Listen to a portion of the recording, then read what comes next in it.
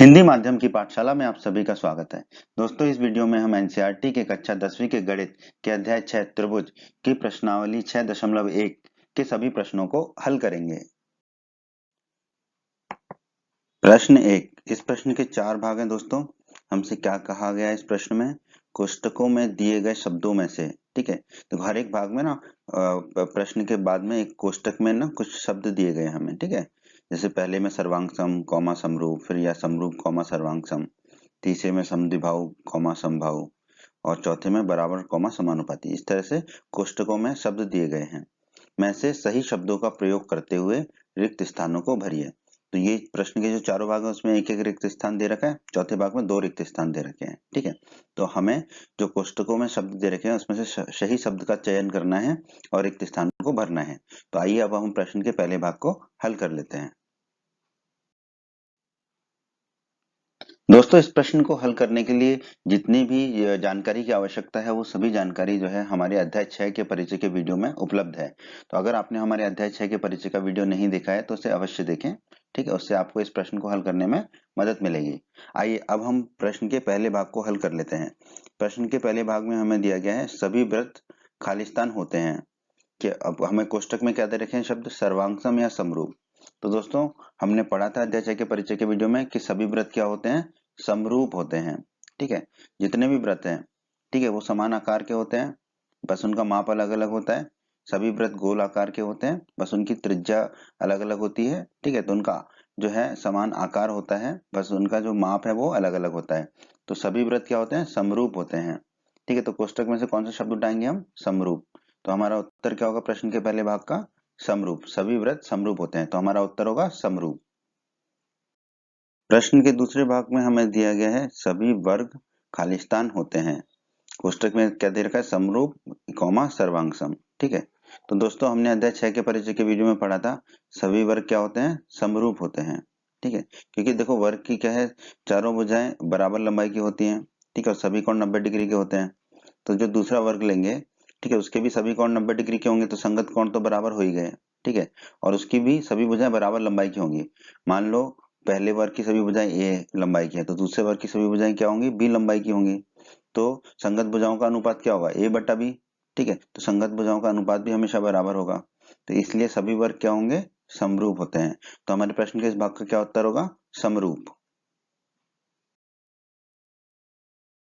प्रश्न का तीसरा भाग, यहाँ हमें दिया गया है सभी खालिस्तान त्रिभुज समरूप होते हैं। कोष्टक में देखा है समद्विबाहु और या फिर समबाहु। तो दोस्तों, हमने अध्याय 6 के परिचय के वीडियो में पढ़ा था सभी समबाहु त्रिभुज समरूप होते हैं, ठीक है। देखिए, ये एक समबाहु त्रिभुज है, ये दूसरा समबाहु त्रिभुज है। हम जानते हैं समबाहु त्रिभुज का हर एक कोण कितने डिग्री का होता है? 60 डिग्री का होता है, ठीक है। तो चाहे वो समबाहु त्रिभुज छोटा हो चाहे बड़ा हो, ठीक है। तो इन दोनों त्रिभुजों में, समबाहु त्रिभुजों में तीनों कोण 60 डिग्री के होंगे, यानी कि संगत कोण बराबर हो गए। अब समबाहु त्रिभुज की एक और प्रॉपर्टी होती है, ठीक है। क्या होती है वो? कि समबाहु त्रिभुज की सभी भुजाएं बराबर लंबाई की होती है। तो मान लो जो बड़ा त्रिभुज है इसकी सभी भुजाएं ए लंबाई की हैं, छोटे त्रिभुज की सभी भुजाएं मान लेते हैं बी लंबाई की हैं, ठीक है। तो समबाहु त्रिभुज की जो संगत भुजाएं हैं उनका अनुपात क्या होगा? सभी संगत भुजाओं का अनुपात ए अनुपात बी होगा, ठीक है। यानी कि संगत भुजाओं का अनुपात भी बराबर होगा। तो हम कह सकते हैं समबाहु त्रिभुज समरूप होते हैं। तो ये खालिस्तान में क्या आएगा? समबाहु, ठीक है। तो हमारे प्रश्न के तीसरे भाग का उत्तर होगा समबाहु।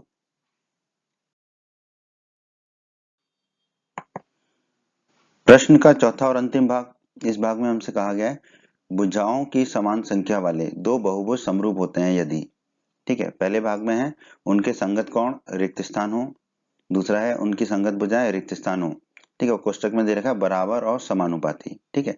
तो दोस्तों, अध्याय 6 के परिचय के वीडियो में हमने पढ़ा था कि भुजाओं की समान संख्या वाले दो बहुभुज समरूप होते हैं यदि, ठीक है। इसकी दो कंडीशन थी, दो शर्तें थी।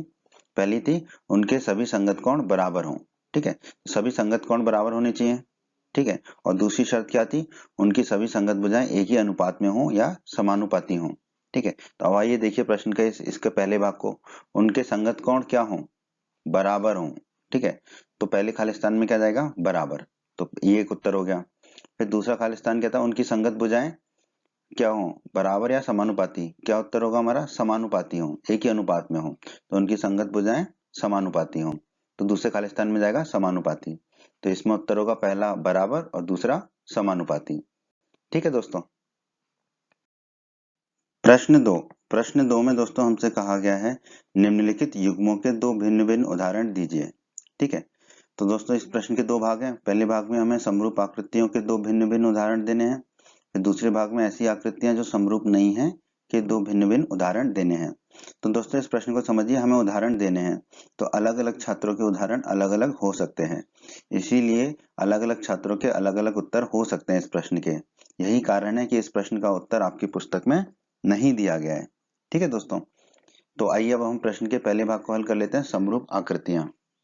ठीक है, तो समरूप आकृतियों के दो उदाहरण हम ले लेते हैं।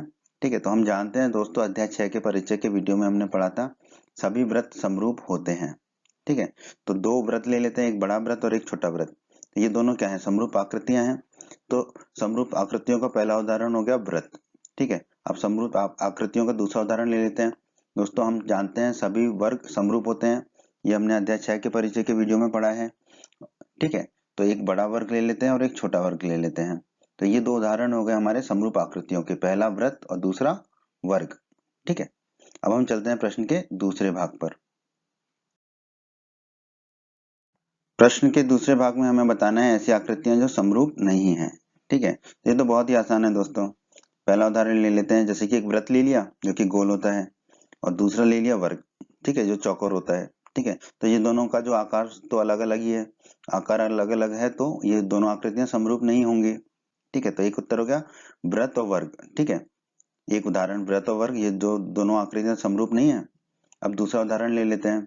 ठीक है, हमने एक त्रिभुज ले लिया और एक आयत ले लिया। ठीक है, अब देखो त्रिभुज में 3 भुजाएं होती हैं, आयत में 4 भुजाएं होती हैं। ठीक है, तो ये दोनों आकृतियां भी जो है समरूप नहीं है क्योंकि इनका आकार ही समान नहीं है।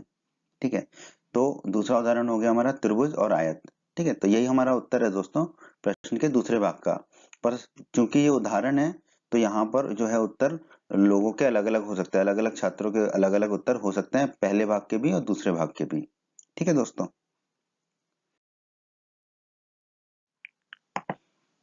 प्रश्न तीन में दोस्तों हमसे पूछा गया है कि बताइए कि निम्नलिखित चतुर्भुज समरूप है या नहीं।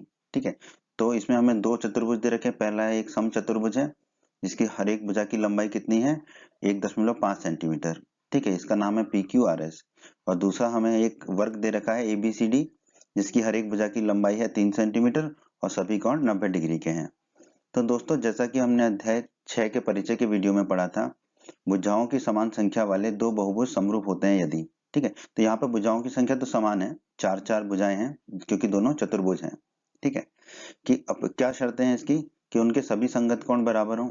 ठीक है, पहली शर्त। और दूसरी शर्त है कि उनकी सभी संगत भुजाएं एक ही अनुपात में हों, अर्थात समानुपाती हों। ठीक है, और ये दोनों शर्तें पूरी होंगी तभी वो दोनों बहुभुज समरूप कहलाएंगे। परंतु यहाँ पर देखिए कोण ए, कोण बी, कोण सी, कोण डी, ये चारों कोण कितने के हैं, 90 डिग्री के हैं, क्योंकि ये वर्ग दे रखा है इसमें 90 डिग्री का चिन्ह बना हुआ है। ठीक है, इसका मतलब होता है 90 डिग्री के। तो ABCD सब 90 डिग्री के बराबर है। परंतु आप देखिए कोण P 90 डिग्री नहीं है, कोण Q भी 90 डिग्री नहीं है, कोण R भी 90 डिग्री नहीं है और कोण S भी 90 डिग्री नहीं है। ठीक है, इसका मतलब एक भी कोण जो है PQRS में से संगत कोण ABCD के बराबर नहीं है। ठीक है, सारे कोण जो है 90 डिग्री के अलग हैं और जबकि ABCD सभी 90 डिग्री हैं, तो इन दोनों चतुर्भुजों के संगत कोण बराबर नहीं है। तो हम कह सकते हैं अतः सभी संगत कोण बराबर नहीं है। इसका मतलब पहली शर्त हमारी पूरी नहीं हुई कि उनके सभी संगत कोण बराबर हों। ठीक है, इसका मतलब ये दोनों आकृतियां क्या होंगी, समरूप नहीं होंगी। तो हमारा क्या उत्तर होगा, अतः निम्नलिखित चतुर्भुज समरूप नहीं है। तो हमारा उत्तर होगा नहीं, इस प्रश्न का हमारा उत्तर होगा नहीं। ठीक है,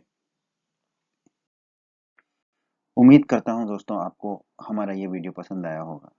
आप हमारे YouTube चैनल को सब्सक्राइब करें, इस वीडियो को लाइक करें, इस वीडियो को शेयर करें और अपने सभी हिंदी माध्यम के दोस्तों को हमारे चैनल के बारे में और हमारे वीडियो के बारे में बताएं, ताकि हिंदी माध्यम के अधिक से अधिक छात्र हमारे चैनल और वीडियोस का अधिक से अधिक लाभ ले सकें। धन्यवाद दोस्तों।